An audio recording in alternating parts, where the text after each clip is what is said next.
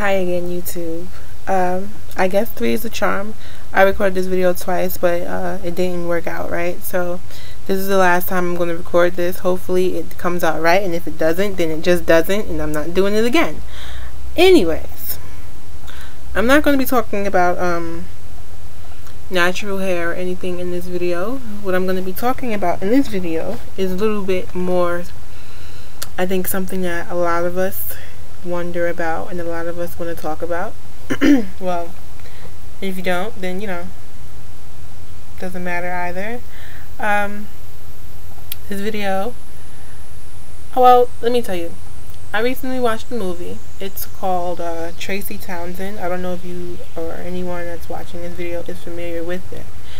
Basically what the movie was about is she was doing a project for work, and the project was to basically see why the relationships that she had in the past failed, and she wanted to know why the guys never proposed to her. It's a very, very good movie. I think it's a good movie for people, for women who want to wonder why a lot of their relationships failed, or the reason why a particular man that they were interested in really wasn't feeling them like that, or it didn't work out. And I think that's the type of movie that you should watch when you're on the path to self-discovery, and you're on the path to let go of your fears, not let go of your fears, close the door to your past. It's so that you can better yourself, so that when you do get in another relationship, you'll be a better person and also a better mate or spouse, however you want to put it. But there's a particular part in the movie that caught my attention, and I believe it was when they were at the spa. And they went to the spa and they were getting manicures and pedicures, and it was an Asian lady doing the pedicures. So they started talking about relationships, because they were doing like a little documentary for her and her friend, Tracy Townsend and her friend. They were doing a documentary about her past relationships with 3 different guys. And one of her friends was like, why didn't it work out? No, she said how to keep him. Like, they just started talking about it, and it was like how to keep him, whatever, how to keep how to keep a man, period. Not just a black man, but how to keep a man. And Tracy's friend said, "Oh, I know how to keep a man. It's about sex or whatever." And then the Asian woman said no. And then the 2 black girls was like, excuse me, but how do you know? Like, what do you have to do with it? How do you know? And she was like, because I've been with the Asian woman was like, I've been with my man for 22 years. And they were like, 22 years? What's the secret? And like I said, the girl said, to have sex or whatever, or, to keep him by sex. And then the Asian woman, to their surprise, she said, no, it's not to have sex. It's not, you can't keep a man by sex. You could keep a man by your mind. And they looked at each other like, what? And she said, yes, you can keep a man with your mind, with the mind. And how she explained it, how she broke it down, it's not her exact words, but this is basically what she said. She said, a man, you can get more from a man under a peaceful and inviting atmosphere than under a hostile, confusing atmosphere. So basically how I interpret it, like I said, it wasn't the same exact thing she said, but how I interpret it was, you can get more out of a person, or out of a man, or anyone, just by being calm and peaceful, and being level-headed, not always being uptight and argumentative and attitudey and all that hostility that's unnecessary, and all the drama, So that was the thing about that. And they were surprised, like, are you serious? You can't be serious. So this is what it has to do with this video. What it has to do with it is because, a lot of black men say black girls have attitudes and whatnot. And what women fail to realize is that that's not attractive. I mean, yeah, when you're getting with someone, maybe it's a little bit attractive because it seems like a little challenge.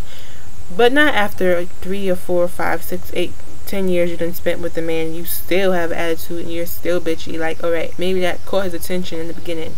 Not saying that you have to change that, but it's a time and place to have an attitude. And it's a time and a place to be hostile and want to argue and all this and that. So the thing is to learn how to be humble. You have to.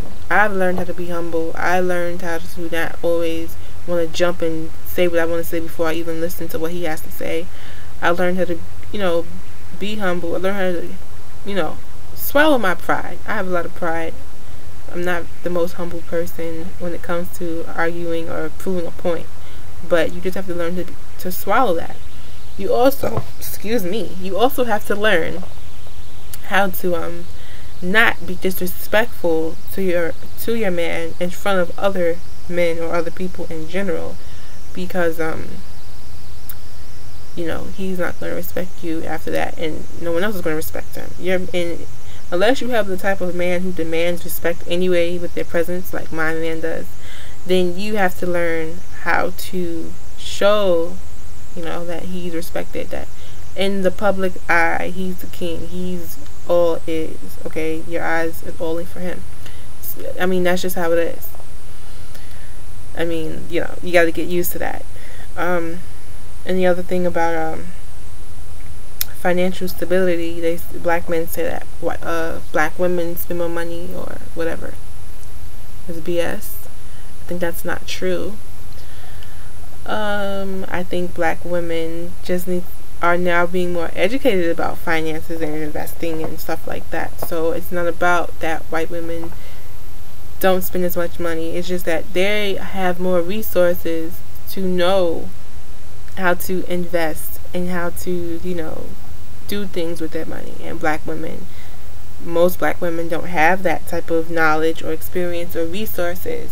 So therefore, the resources that most of us do have is to spend it on clothes and jewelry and shoes, which I highly encourage you not to encourage your man to do that. I highly encourage you to encourage your man to save his money, to invest it into himself, as far as saving for the future, saving for retirement, saving for an emergency, or saving for because he wants to get a vacation and have a vacation and really go someplace and not be on vacation and sit at home.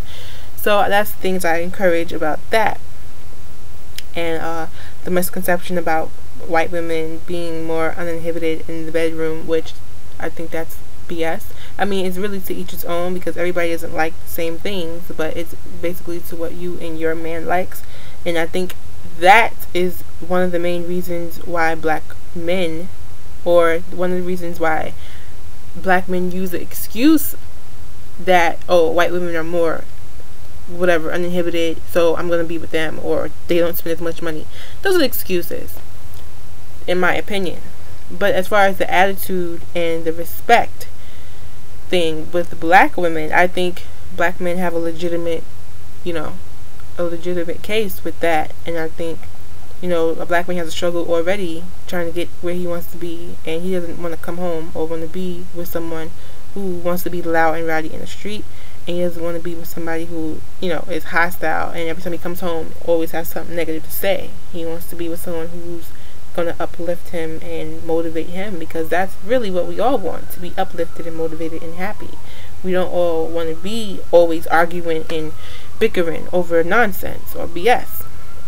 So that was really the point of this video, just to shed some light on that. And I'm going to be making another video to this, so hopefully it will post the way I want it to without me having to re-record it. So I thank you guys for watching. Be on the lookout for the follow-up to this video. There will definitely be a follow-up. And remember to rate, comment, and subscribe to my videos. And I will talk to you guys later. Peace.